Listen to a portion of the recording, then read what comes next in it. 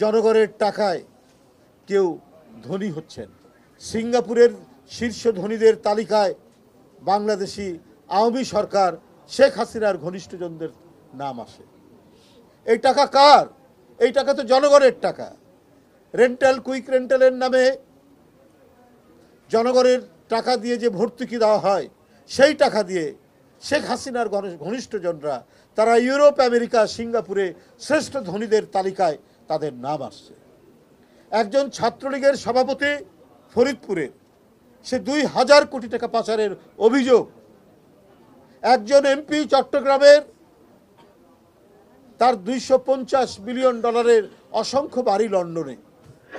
এগুলো আমাদের কোনো বানানো কথা না, এটা আপনাদের ঠাকুরমার ঝুলির কোনো গল্প কথা আপনাদের সামনে করছি না, এটা বাস্তব। এবং এখনই গণমাধ্যমে এই বিষয়গুলো হচ্ছে।